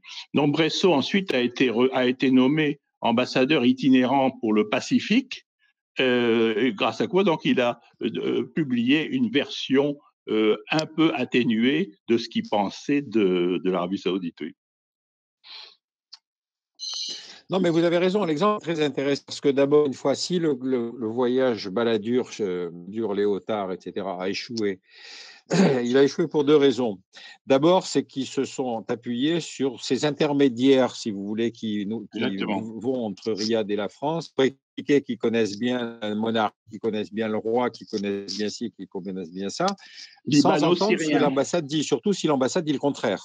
Donc ça, c'est la première chose. Que nous avions dit. Et alors ensuite, donc, ils sont partis là-bas, convaincus que, évidemment, ils seraient reçus par le roi d'Arabie. Le roi les a fait lanterner jusqu'à 2 heures du matin, je crois, quelque chose comme ça, puis finalement, ils n'ont pas reçus. Donc, il fallait prendre une sanction. Évidemment, le seul qui était à portée de sanction, c'était l'ambassadeur, qui évidemment n'y était pour rien. Mais que vous avez bien, si vous voulez, un certain nombre de gens dont je n'ai pas fait, si vous voulez, l'analyse, mais qui sont ces intermédiaires, qui étaient pendant longtemps les gens qui étaient censés vous ouvrir les clés en Arabie Saoudite. Pensez que pendant longtemps, les contrats d'armement que nous passions avec l'Arabie Saoudite passaient par des intermédiaires libés comme Akram Hoji, etc. Et que c'est parce que les Saoudiens s'en sont plaints monter la Sofresa, c'est-à-dire une société française des systèmes d'armes, dans laquelle le patron de la Sofresa devait avoir le titre de représentant personnel du ministre. C'est-à-dire que les Saoudiens en avaient tellement marre de se faire plumer par ces intermédiaires qu'ils ont demandé que ce soit le gouvernement français qui s'investisse, si vous voulez, dans la. Bon, donc tout ça, ça vous prouve que c'est une recette extrêmement malsaine et dans laquelle il est parfois difficile de faire entendre un point de vue qui soit critique à du côté français et du côté saoudien. L'exemple que vous avez cité, vous avez tout à fait raison, il est tout à fait scandaleux parce que nommer quelqu'un ambassadeur itinérant au Pacifique, je veux dire qu'il n'y a resté plus qu'à le nommer représentant de la France dans les pays arctiques. C'était à peu près tout. C'est arrivé aussi. C'est arrivé aussi. C'est arrivé aussi. Il y a une ambassadrice qui est ambassadeur pour les pôles. Il y a une ambassadrice qui s'est fait vider d'un pays africain et qui est arrivée comme ambassadrice, des terres australes et antarctiques. Oui. Enfin, le poste de préfet là-bas. Mais attendez, c'est Ségolène Royal qu'on vient de nommer représentante de la France pour les pôles, non? Non, ça c'était. Elle l'a terminé maintenant. Elle a terminé. On vient de nommer Olivier Poivre d'Arvor. Ah, ben écoutez, ça me rassure. Oui, vous avez raison. Il y avait aussi ça, oui. Donc, si vous voulez, il y a un système de camouflage au Quai d'Orsay qui n'est pas à la structure, parce qu'évidemment, c'est un poste de camouflage en général payé, puis on a le titre, etc. Mais c'est une république bananière qui a été, dans certains des aspects de la République française, c'est la version bananière, si vous voulez, de la République française. Voilà. Alors, chers amis, je vois que François a levé la main et ensuite Jean-Marie, si je ne me trompe. François, je t'en prie. Oui, merci. J'ai une question à vous poser. Il y a un certain nombre de pays qui ne sont pas des grands amis de l'Arabie Saoudite. Je pense en particulier à l'Iran ou à Israël et qui doivent probablement pas voir avec beaucoup de plaisir cette espèce de ce lobbying en France. Est-ce qu'ils essayent ou est-ce qu'ils agissent pour contrer ces manipulations de l'Arabie Saoudite? Écoutez, d'abord, le premier point, c'est Israël. Vous avez vu ce retournement diplomatique extraordinaire qu'on a vécu ces dernières années. Vous avez aujourd'hui l'Arabie Saoudite qui est sur le point de reconnaître Israël parce qu'elle considère son ennemi principal, c'est l'Iran. Bon.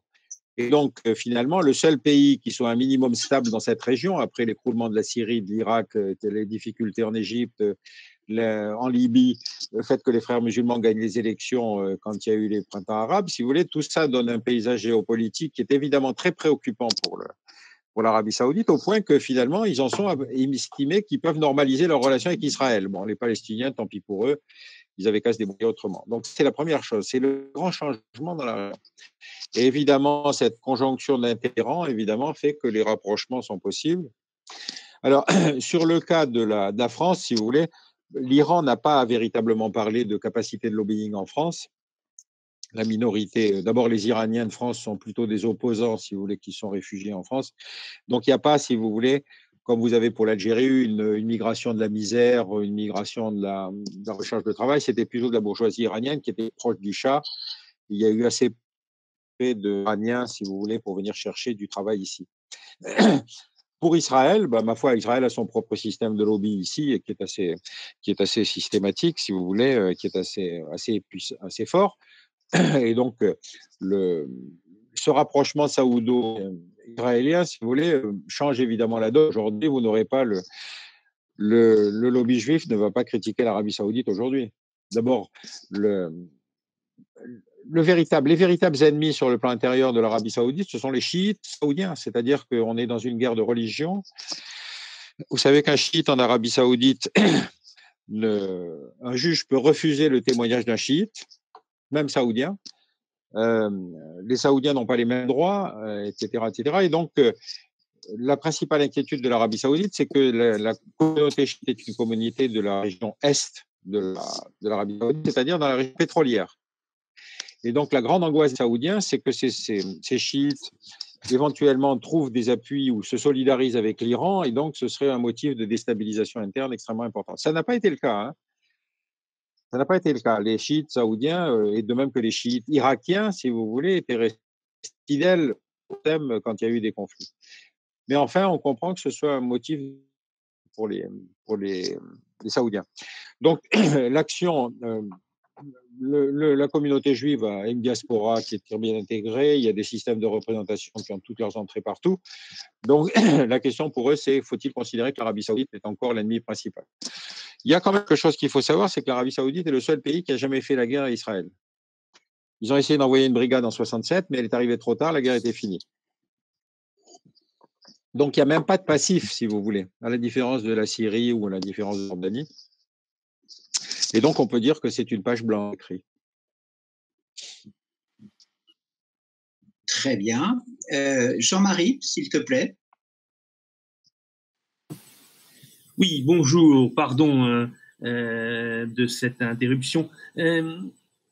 Merci beaucoup d'abord pour votre conférence qui était très intéressante. Il y a une question que j'aimerais vous poser. Les Saoudiens sont quand même de bons observateurs et ils ont vu ce que, si vous me permettez l'expression, leurs petits camarades qataris ou émiratis ont été capables de faire. Je pense notamment à tout l'investissement sportif qu'a fait un pays comme le Qatar. Parce que chez nous, en France, on pense bien sûr au Paris Saint-Germain, mais il y a des tas de choses qui ont été faites par le Qatar, l'organisation de la Coupe du Monde, de football, le championnat du monde de handball qui a eu lieu également au Qatar. Il y a une diplomatie qatari extraordinairement active à coups de millions qui a été menée. Les Saoudiens ne font rigoureusement rien dans ce domaine-là. Or, beaucoup de pays musulmans le font. J'ai parlé du Qatar. Même un pays comme la Tchétchénie, même la Tchétchénie est capable d'investir dans le domaine sportif en Europe occidentale. Donc, est-ce qu'il y a eu une tentation de ce point de vue-là? Est-ce qu'il y a des gens en Arabie Saoudite qui se sont dit tiens, est-ce qu'on pourrait faire ça? Ou est-ce que finalement leur diplomatie ou leur lobbying est un lobbying finalement assez, comment dirais-je, l'expression est un peu facile, pardonnez-moi, méprisant à l'égard des masses, y compris des masses musulmanes. Or, il y a beaucoup de jeunes musulmans qui sont en France, sont comme les autres des bons amateurs de football, notamment dans les départements où il y a des populations musulmanes fortes. Il y aurait là peut-être une carte à jouer. Est-ce qu'ils considèrent que finalement ça n'a aucune importance, ces masses, qu'elles soient musulmanes, pas musulmanes, ça ne compte pas, et que ce qui compte, c'est uniquement les décideurs, ou bien est-ce qu'il y a d'autres raisons à cela? Oui, vous avez raison. C'est vrai que la comparaison avec le Qatar est assez étonnante. Maintenant, il faut quand même faire attention parce que l'Arabie Saoudite a acheté des clubs anglais. C'est-à-dire qu'ils considèrent que probablement le championnat anglais est meilleur, si vous voulez, que la couverture télévisuelle des championnats français. Bon. En plus, la place étant occupée par le Qatar, je crois qu'ils ont essayé d'acheter un club, mais de seconde division. Donc, ils essayent de monter quelque chose qui serait, encore une fois, selon cette technique, on ne va pas faire du direct, on va faire de l'indirect pour s'implanter. Bon. Cela dit, le Qatar, vous avez vu, a eu les yeux plus gros que le ventre, puisque ils ont réussi à obtenir l'organisation de la Coupe du Monde sur leur territoire. Bon, mais en été, il fait entre 45 et 50. Et ils ont imaginé de faire des stades couverts et climatisés. Et ensuite, ils ont expliqué que ces stades couverts et climatisés, ils seraient ensuite démontés pour être envoyés en Afrique, dans des pays qui en auraient besoin. Parce qu'effectivement, bien qu'en Afrique, le principal besoin, c'est d'avoir des stades climatisés. Enfin bon. Et donc aujourd'hui, vous avez, dernière remarque, si vous voulez, donc pour que la chose ne soit pas invivable pour les joueurs, ils envisagent que la Coupe du Monde se passe au printemps, à l'automne, c'est-à-dire quand il fait moins chaud, c'est-à-dire que ça oblige à changer tous les calendriers de tous les championnats des pays participant à la Coupe du Monde.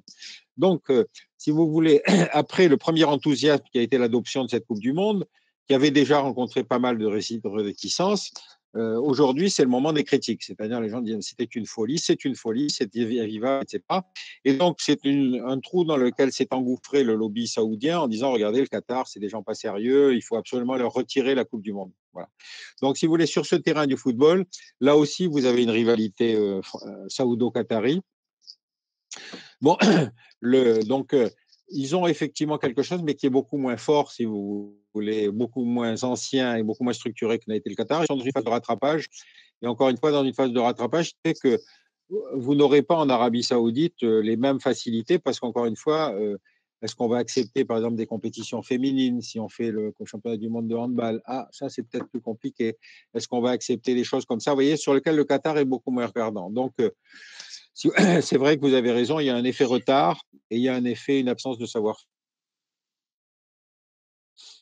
Je voudrais poser une question à l'historien que vous êtes. J'ai sous les yeux, bien sûr, votre livre, mais également un livre qui a été publié il y a 1 an, qui s'appelle France-Chine, les relations dangereuses, qui concerne le lobbying pro-chinois en France. Et j'ai un autre livre qui s'appelle C'est Français au service de l'étranger, qui a été publié il y a peu de temps. Et le sous-titre, c'est Affairisme, mélange des genres ou naïveté, quand notre élite oublie la France. Donc ça fait un ensemble, plus le livre de Chénaud-Malbruno que vous avez cité, ça fait un ensemble assez inquiétant en fait d'ouvrages qui décrivent en fait un pays très soumis à l'influence des lobbies étrangers, avec des gens importants qui vendent leur carnet d'adresses à un certain nombre de puissances extérieures. D'abord, est-ce que l'impression cette impression de puissance considérable des lobbies est justifiée? Et d'autre part, est-ce qu'on a déjà vu ça dans l'histoire de notre pays? Écoutez, d'abord, les 2 livres que vous avez cités, je ne les connais pas. Donc, si vous voulez avoir la gentillesse de m'envoyer les références et les noms des auteurs, ça m'intéresserait de pouvoir effectivement les regarder parce que oui. La question le titre du second livre est effectivement intéressante, c'est-à-dire qu'est-ce que devient un homme politique quand il n'est plus élu? Son savoir-faire, si vous voulez. Rappelez-vous quand même que l'essentiel de la matrice de recrutement des élites politiques, ça reste quand même cette filière administrative, ENA, Grand Corps, etc., etc. Et donc de gens qui, encore une fois, n'ont jamais travaillé. Ils ont travaillé dans l'administration. Donc, quand vous finissez votre carrière politique, vous avez quand même un problème de recasement. Alors, ça peut être effectivement dans des conseils d'administration, et là, vous mettez votre carnet d'adresse au service d'une entreprise, peut-être une entreprise française, européenne, etc. Mais il est évident que vous avez aussi des entreprises étrangères qui veulent pénétrer sur le marché français, qui sont prêtes à payer beaucoup plus, si vous voulez, que des entreprises françaises qui ont leur implantation, leur connaissance du sujet, etc., etc. Donc, vous savez, un des problèmes de recrutement de nos élites, c'est que si vous regardez j'ai des cas précis, mais si vous regardez la vie, si vous voulez, d'un jeune homme qui commence par faire classe prépa, normale sup, Sciences Po, l'ENA, grand corps, cabinet, ça veut dire que c'est un homme qui, pendant 10 ans, n'a pas mis les pieds sur terre. Or, il devient membre du cabinet alors qu'il n'a jamais mis les pieds sur terre. C'est-à-dire que vous avez des gens qui sont capables d'avoir des fonctions d'autorité sans connaître le matériau sur lequel ils sont censés l'exercer. Ensuite, quand ils deviennent élus, ils sont censés avoir une implantation locale, mais enfin, ça reste une matrice qui, fondamentalement, est une matrice qui est très peu hétérogène. Bon. Et donc, vous avez bien ce problème, c'est qu'est-ce que devient-on quand on a fait que ça? Voilà. Donc, après ça, que vous retrouviez effectivement des gens qui vont être ensuite membres de conseils d'administration, qui vont créer leur boîte de lobbying, etc., ça n'a rien d'extraordinaire, puisqu'évidemment, leur seul capital, si vous voulez, c'est leur réseau de relations, c'est la connaissance qu'ils ont dans les partis, etc. Donc, cela dit, est-ce que ça a été plus important que ça ne l'a été à d'autres moments? Je ne sais pas. La Troisième République avait une réputation assez sulfureuse, il faut bien reconnaître, c'était quand même, on parlait de incroyable vénalité des journalistes français à propos des emprunts russes, on parlait de choses comme ça, donc je ne suis pas sûr que ce soit pire qu'avant. Ce qui est encore une fois, à mon avis, le grand tort et la grande faillite du système français, c'est de n'avoir jamais installé un système de contrôle des lobbies qui veulent accéder au Parlement. Parce qu'encore une fois, ce n'est plus des valises de billets qui passent, c'est des invitations, c'est des avantages en nature, c'est des services, c'est des choses comme ça, si vous voulez. Et encore une fois, pourquoi d'autres parlements ont un petit des systèmes très clairs qui redonnent du crédit aux outils dans le système français, c'est pas ce genre de contrôle. Donc vous avez des gens, comme je vous ai cité un nom, de gens qui sont passés du lobby qatari au lobby saoudien et qui ensuite veulent se présenter aux élections présidentielles. Donc ça, ce sont des choses qu'ils devraient savoir, si vous voulez.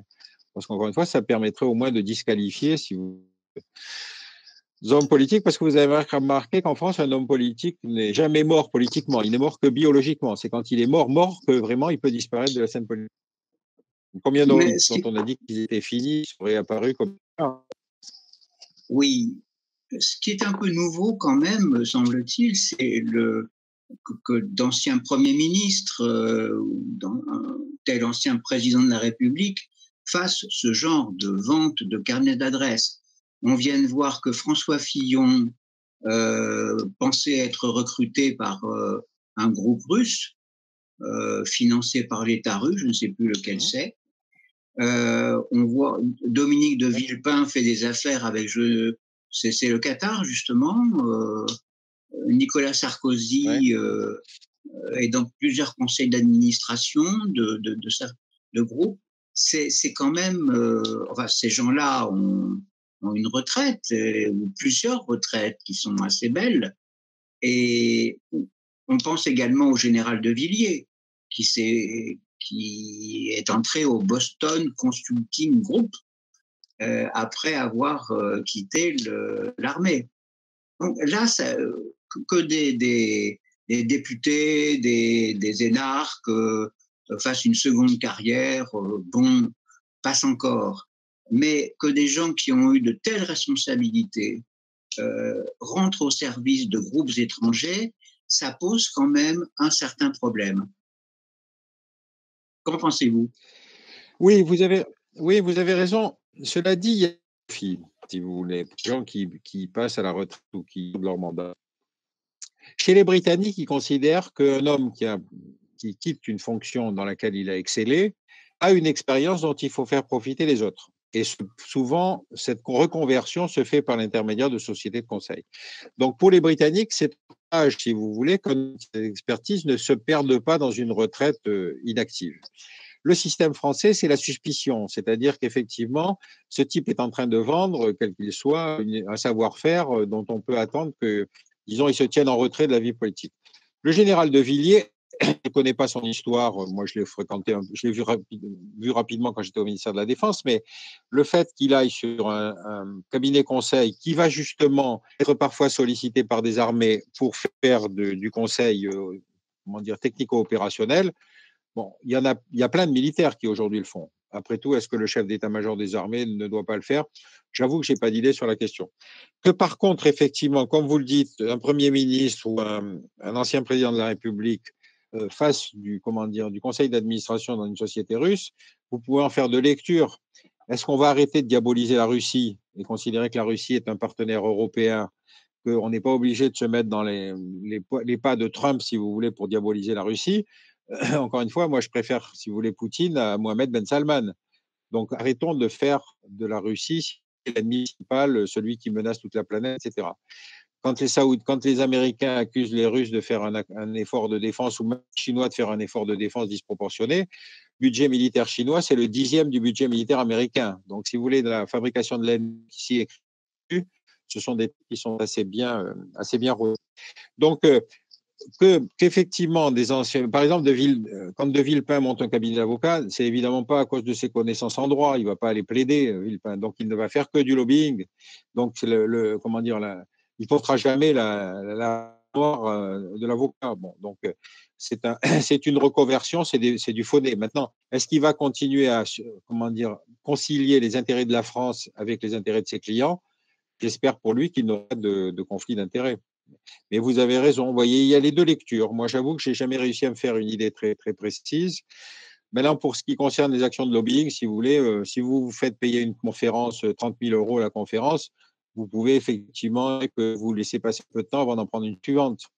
Chose qui est faite, par exemple, quand vous avez le Davos du désert. Donc, vous voyez, les formes d'influence et de lobbying peuvent prendre des formes plus astucieuses, si vous voulez, qu'une place assise. Très bien, merci beaucoup. C'est voilà. un sujet dont on reparlera un jour. Oui, certainement. Oui. Au mercredi de la NAR. Samuel, tu voulais prendre la parole, je t'en prie. Oui, alors très rapidement, concernant les lobbies et ce qu'on a appelé les représentants d'intérêt, il y a eu une tentative en 2012-2013 de leur donner un statut sur le modèle de ce qui existe à Bruxelles ou aux États-Unis. Je le sais parce que c'était le député maire de Chalon-sur-Saône, donc là où j'habite, Christophe Sirug, qui était chargé de diriger une commission de l'Assemblée nationale et qui a accouché d'un rapport. Et pour la petite histoire, il est devenu ensuite éphémère secrétaire d'État à l'industrie du gouvernement Valls, je crois. Et suite au fiasco de 2017 pour les socialistes, M. Sirug est devenu directeur associé puis directeur adjoint de Tilder, donc une société de lobbying et de communication. Donc voilà où peut conduire les tentatives on va dire, d'encadrer l'influence de différents intérêts en France. Voilà, c'était juste pour compléter ça. Je vous laisse continuer. Écoutez, je ne connaissais pas cet exemple, je vous remercie de le rappeler. J'ai écrit une petite plaquette que j'avais fait à la suite d'un papier sur pour une théorie politique de la non-décision. Puisque finalement, vous remarquez, beaucoup de démocratie qui est importante comme fait politique, c'est le moyen d'éviter de prendre la décision. Parce qu'on sait qu'on approche toujours des élections, que ça va vexer du monde, etc. Donc, une technique d'un homme politique pour sa survie, c'est de trouver tous les bons usages possibles et intelligents, si vous voulez, pour ne pas avoir à décider. Et alors, j'ai un prix pour cette petite plaquette, qui s'appelle surtout Ne rien décider, et le prix m'a été remis par monsieur Balladur. Pas Balladur, l'ancien Premier ministre, ça va me revenir, et qui m'a dit, c'est très intéressant votre livre, mais vous avez oublié beaucoup de choses. Il m'a dit, il y a plein de techniques que je ne connaissais pas, encore une fois, pour ne pas avoir à décider. Bon, l'exemple que vous me citez, c'est ça. C'est-à-dire, il y a un rapport qui a été fait, donc c'est bien, on a fait la moitié du chemin. Bon, à présent, on peut s'arrêter. Donc, vous voyez combien parfois c'est désespérant d'espérer qu'il va y avoir ce sursaut gaullien, si vous voulez, pour réformer la Constitution. Guillaume, tu as une question, je t'en prie. Je vais revenir à un sujet dont vous parliez lors de votre conférence. L'Arabie saoudite semble vouloir détenir une forme d'hégémonie sur l'islam à travers le wahhabisme. Mais en face de ça, il y a une puissance qui a tendance à revenir sur le devant de la scène là-dessus, c'est la Turquie, qui cherche à avoir une même, alors pas la même vision, puisqu'ils sont pas wahhabites, mais justement avec un retour au néo-ottomanisme dont Erdogan fait preuve. Est-ce que ça risque pas de créer des conflits à venir? Alors je pense pas automatiquement aux conflits armés, hein, mais ne serait-ce que des conflits au sein des différentes visions de l'islam à travers le monde. Oui, oui, tout à fait, vous avez raison. Erdogan est l'héritier d'une histoire, si vous voulez, qui est l'histoire de l'Empire ottoman, c'est-à-dire que le dernier calife, encore une fois avec cette fonction de, comment dire, de grand ordonnateur de la pratique musulmane, était effectivement le sultan ottoman. Donc on avait bien effectivement cette tradition, et comme c'est le projet Atatürk qui va supprimer la fonction de calife, vous avez effectivement cette cicatrice qui divise les politiques turques, avec ce retour de ce néo, comment dire, de ce radicalisme religieux que va symboliser Erdogan, qui voudrait bien effectivement reprendre ce leadership de la cause musulmane. Bon. Comme évidemment il est, lui, le descendant d'un pays qui a exercé ces fonctions-là, il estime qu'il n'y a pas de raison que ce soit des Arabes qui soient califes, et donc il veut exercer sans obligatoirement réclamer le titre, si vous voulez, c'est la fonction. Bon. Donc, effectivement, la rivalité avec l'Arabie saoudite se place sur la fonction de leader de la cause sunnite, pour l'essentiel. Et pour le moment, leur choc, leur zone de séisme, si vous voulez, c'est sur la Syrie. Mais jusqu'où ça va aller, ça, je vous avoue que je n'en sais rien. Et à dire vrai, je veux dire que je m'en fous. C'est-à-dire, s'ils ont envie de se battre entre eux, je veux dire, c'est leur problème. Encore une fois, rappelez-vous que quand on a eu les guerres de religion, le sultan ottoman a voulu soutenir les protestants. Je ne crois pas que ça lui ait rapporté grand-chose. Et donc, il y a des conflits dans lesquels il faut convaincre nos dirigeants qu'on n'a pas de capacité d'influence, et surtout pas, ça ne sert à rien d'envoyer du militaire. Vous voyez ce que je veux dire? C'est-à-dire qu'on est dans un système qui, quand il ne sait pas quoi faire, il envoie du militaire français. S'il y a des choses sur lesquelles il y a à faire, ce n'est pas la peine de risquer la vie de nos militaires. Donc voilà, si vous voulez, s'il se passe demain une crise en Syrie par un Saoudien et Turc interposé, on sera dans une fonction d'observation. Cela dit, si on a vendu tant d'armes à l'Arabie saoudite, c'est parce que, si vous voulez, on savait que ce pays ne faisait pas la guerre. Comme je vous le disais, la guerre de 67, ils l'ont ratée, elle était trop rapide pour eux. Maintenant, le problème, c'est qu'ils commencent à faire la guerre au Yémen. C'est-à-dire qu'ils commencent à utiliser nos armes pour massacrer des populations. Bon. Et donc, pourquoi est-ce que les Saoudiens ont acheté pendant si longtemps des armes qu'ils n'utilisaient pas? C'est parce qu'ils n'achetaient pas des armes, ils achetaient des garanties de sécurité. C'est-à-dire que dans chaque contrat d'armement qu'on a signé avec l'Arabie saoudite, il y avait toujours l'engagement du fournisseur qu'on continuera à fournir en cas de conflit. Bon. Et donc, si vous avez demain un conflit direct ou indirect entre la Turquie et l'Arabie saoudite, est-ce qu'on aurait à faire jouer cette clause de solidarité? Est-ce qu'on irait s'aligner avec les Saoudiens? J'espère que nos hommes politiques sont suffisamment mûrs pour considérer que ça n'est pas obligatoirement un conflit dans lesquels on a une capacité d'action autre que diplomatique, quoi. Voilà, donc, cela dit, je vous dis,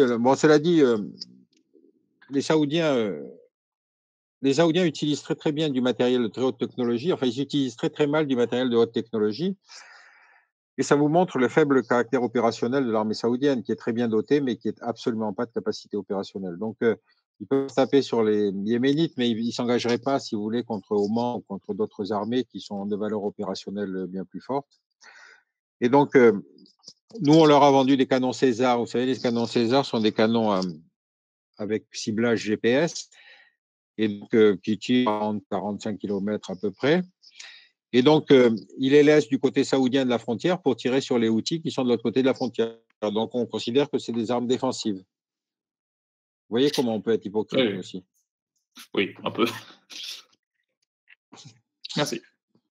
Je t'en prie, vas-y, pose ta question. À propos de la faiblesse militaire saoudienne, on l'a vu il y a 2 ans, lorsqu'il y a eu des drones présumés venir du Yémen qui ont sévèrement endommagé des installations pétrolières dans l'est du pays. On l'a vu, la faiblesse de l'armée saoudienne.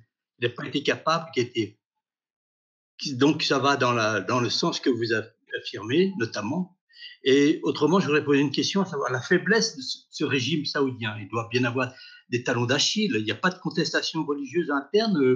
la corruption notoire de ces dirigeants, leur présumé non-respect des règles qu'ils imposent à leur population, ne sont-ils pas des signes de faiblesse de ce pouvoir, interne ou externe? Voilà. Écoutez, d'abord, c'est un pays sur lequel il faut bien reconnaître que le travail d'investigation et d'examen critique est extrêmement difficile, hein, parce que entre ce que vous allez voir dans le centre des villes les plus importantes et de ce que vous pourriez constater, si vous voulez, dans des régions reculées de l'Arabie Saoudite, c'est extrêmement différent. Donc, bien sûr que ce régime a des faiblesses, probablement comme tous les autres régimes, c'est-à-dire la légitimité, si vous voulez, des 10 000 princes qui entourent le monarque, qui évidemment émargent tous au budget de l'État. Il faut bien comprendre qu'en Arabie Saoudite, la corruption n'existe pas, puisqu'il n'y a pas de distinction entre le budget de l'État et le budget royal. Donc, vous pouvez pas, quand vous faites par exemple la convention OCDE qui va essayer de sanctionner les commissions sur les contrats internationaux. Bon. Vous êtes obligé d'imaginer qu'il y a une double incrimination, c'est-à-dire qu'il faut que le fait de corruption soit le fait du vendeur, mais qu'il soit un acte de corruption du pays acheteur. Bon. Or, en Arabie Saoudite, s'il y a un trou dans le budget de l'État, c'est la famille royale qui comble le trou. Et puis, quand ils ont besoin d'argent, ils prennent sur le budget de l'État. Donc, la notion même de corruption, au sens où vous l'imaginez, si vous voulez, n'a pas le même sens et voire même n'existe pas en Arabie Saoudite. Donc, il est très difficile d'investiguer sur les affaires de corruption en Arabie Saoudite, encore une fois, parce que, si vous voulez, vous avez toute une famille, on estime à 10 000 à peu près les princes qui, d'une manière ou d'une autre, émargent, si vous voulez, sur le budget royal. Donc, bien sûr qu'il y a des faiblesses. Et vous avez vu qu'évidemment, quand tout à coup, Mohamed Ben Salman a voulu leur faire rendre gorge à tous ces gens qui s'étaient absolument, gavés de commissions et qu'il les a réunis au Ritz-Carlton, il en a mis 200 et il en est sorti avec, je ne sais plus, 75 milliards, si vous voulez, de dollars. Donc, on est sur quelque chose, si vous voulez, encore une fois, qui n'a pas les règles de fonctionnement qu'on pourrait imaginer. L'affaire du Ritz-Carlton est la plus belle opération anticorruption que j'ai jamais vue sur la planète. Puisqu'en une semaine ou 10 jours, si vous voulez, il a réussi à ramasser 10 fois plus que n'importe quelle opération anticorruption menée par la justice française. Voyez, bon. Donc, encore une fois, la notion même de corruption et la notion même d'éthique politique, si vous voulez, est extrêmement difficile. Donc, que la population puisse, après tout, se satisfaire de cette situation, si on lui assure l'eau gratuite, l'électricité gratuite, les études gratuites, etc., etc. Le problème, c'est qu'avec les aléas des prix du pétrole, évidemment, le budget royal connaît lui-même ses évolutions. Or, vous savez qu'en général, dans un pays de la corruption, quand vous avez des difficultés économiques, tous ceux qui se battent sont ceux les plus corrompus, c'est-à-dire ceux qui se battent pour que leurs ressources ne diminuent pas. Et donc, ceux qui sont en bout de chaîne, c'est-à-dire la population, sont ceux qui sont les moins bien défendus quand il s'agit de faire des économies. Bon. Et donc, il y a effectivement probablement des Saoudiens moyens ou de base, si vous voulez, qui ont perdu une grande partie de leur niveau de vie et qui sont probablement très peu satisfaits de ce qui se passe avec Mohamed Ben Salman, mais parce que c'est une économie rentière. C'est pas son seul fait, si vous voulez. C'est le fait que quand vous n'avez que cette seule ressource et que vous n'avez jamais été capable de diversifier cette économie, vous ne pouvez pas effectivement gérer les à-coups du cours du pétrole.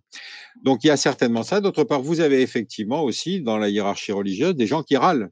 Parce que quand Mohamed Ben Salman essaye de présenter qu'après tout, les filles peuvent peut-être conduire, que les femmes peuvent peut-être vivre seules, etc., vous avez probablement quelques croutons, si vous voulez, qui tiennent tous les postes importants et qui sont prêts dans des prêches du vendredi à expliquer que ce sont des mauvaises directions, qu'on touche à la charia, qu'on touche au Coran, etc., etc.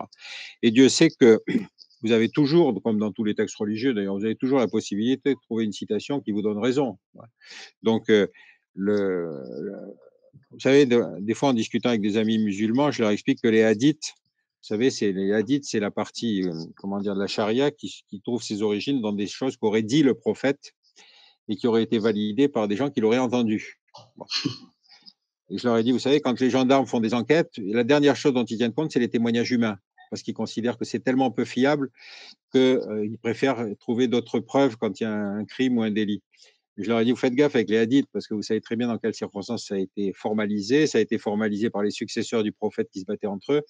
Et donc, les gens qui leur ont dit, oui, oui, j'ai très bien entendu le prophète qui disait ça et qui disait ça. Donc, vous voyez, toute cette base-là est une base qui, philosophiquement, ne tient absolument pas debout, mais dans laquelle vous pouvez trouver tout ce que vous voulez. Donc, vous aurez toujours des opposants à l'intérieur du système religieux saoudien qui vont expliquer que toutes les réformes sont mauvaises et que ça touche à l'essence même du régime. Donc, simplement, on sera probablement les derniers informés, si vous voulez. De même que Mohamed Ben Salman sera probablement le dernier informé s'il y a un coup d'État contre lui. Il y a eu en 79, il y a eu une tentative, en tout cas, une lointaine Oui. tentative. Bien sûr, bien sûr. Mais de toute façon, il y a toujours des possibilités de tentative parce que, encore une fois, cette dynastie des Saouds n'a pas la légitimité religieuse qu'ont d'autres monarques du monde arabe. Ils peuvent se prétendre descendants de la tribu du prophète. Donc, après tout, si les Saoudiens. Leur pouvoir est extraordinaire, c'est le contrôle de la ressource pétrolière, quoi. Je ne sais pas quel crédit il faut leur accorder à l'idée selon laquelle ils auraient été derrière la tentative de coup d'État en Jordanie. Quel crédit il faut accorder à ce propos? Je sais pas. Difficile à dire. Ouais, on ne sait pas. Difficile à dire, on ne sait pas. Enfin, en tout cas, si vous voulez, le monde arabe est déchiré par des rivalités. Parce que quand même, la dynastie jordanienne était quand même à l'origine plus légitime. Bien sûr. Les Hachémites étaient plus légitimes à diriger les lieux saints. Voilà, merci. Bien sûr. Voilà, mais vous avez raison, mais enfin, bon. Encore, on aura probablement Très bien.